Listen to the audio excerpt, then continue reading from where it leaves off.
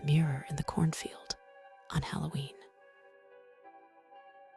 By the time Halloween rolled through the county, Eli Mercer read the corn like a map, 1,000 yellowed palms that pointed to the farmhouse and back to the road. He trusted the rhythm of stalks until this season braided into another quiet, a silence that answered him instead of the usual rustle. The moon was a thin coin, the porch sagged lower. He drove the rusty pickup up the lane, headlights slicing a ribbon through the rows. And when the truck stopped, something glinted between two stalks, like a promise dropped on the dirt. He found it where two paths crossed, half buried in husk and loam. A tall, freestanding mirror whose wooden frame wore carving like ribs.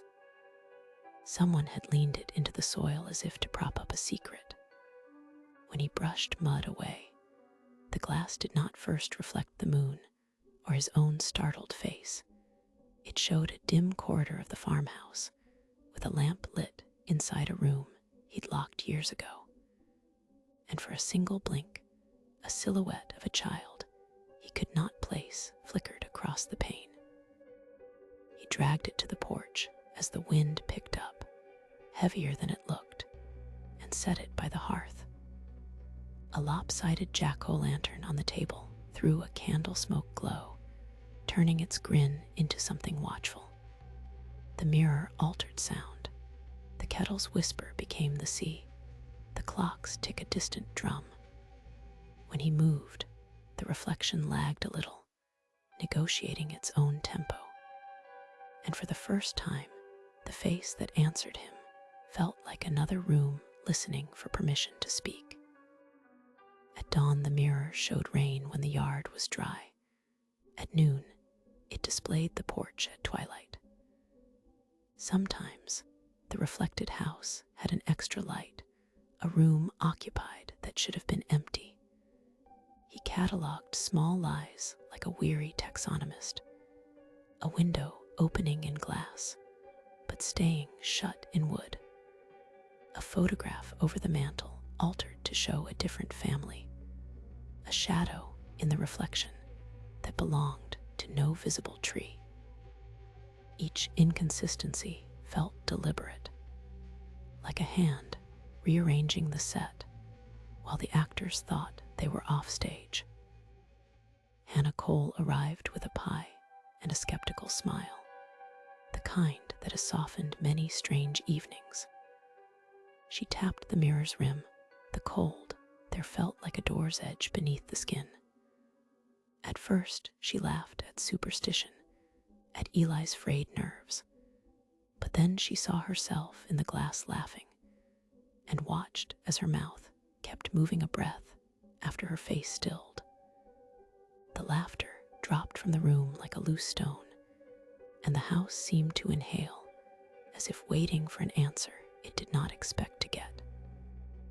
Waking and dreaming braided together, the line thinned until he could not tell which had more authority.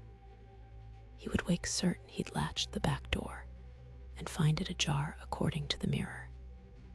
He dreamed of his father walking the corn and never turning. In the glass, his father turned and smiled as if he had all the time in the world. The mirror rewrote small, private things, gestures, timings, the order of departures, until Eli found himself bargaining with memory to keep any single truth intact. Outside, the corn shifted in patterns that made no sense. Rows bent inward around an empty circle, stalks laid flat like letters arranged with intent. Dawn revealed a trail leading from the field to the porch that suggested someone had walked away on tiptoe. Small signs multiplied. A child's shoe on a step, a breathy smear on the glass, a scrap of newspaper folded and folded again. Each piece argued for a careful presence rather than random chance. and the field's hush felt less natural with every new clue. He tried speaking to his reflection, as if naming would buy him clarity. The glass answered not with words, but by rearranging expression. The Eli inside smiled late and wrong, fingers lifting inside as if to point at something behind him. He spun, the corn held only dark and a distant lantern on Hannah's gate. When he looked back, the reflection's fingers were pressed to the inside of their own glass, palm flattened, as if feeling for a hinge he could not see. It was an invitation and a lock at once. Halloween arrived on a gust that smelled faintly of old paper and late harvest. Eli set the jack-o'-lantern on the porch. Its candlelight wavered like a heartbeat. The corn hummed in a low chord. As midnight neared, the mirror glowed from within, not cold silver, but a soft, warm light, as if a candle burned far behind the glass, and the whole house seemed to lean toward something being pushed across a floor. The sound carried no language, only the precise measure of anticipation. In the glass, another. Eli waited a version threaded with pale hair and quieter decisions, smile-edged with a patience that made Eli's stomach drop. That man raised a hand and did not quite touch his own side of the glass. Eli reached. The skin of his palm tasted of iron and winter air. Cold pushed against him through the contact, like the inside of a closed chest. For a heartbeat, the reflection ceased to be a copy and looked up straight into him. Recognition bright and immediate, as if the glass had rearranged itself into a doorway and then hesitated. Hannah returned before dawn with pie untouched and found normal gray morning where night had been strange. The jack-o'-lantern lay on its side in the field, candle guttering. The pickup was gone, and tire tracks faded into rows. The house smelled like damp paper. The mirror stood facing the open doorway, its glass clear and ordinary, as if nothing had occurred. When Hannah leaned in, she saw a photograph taped to the frame. A picture taken from inside the field showing the farmhouse.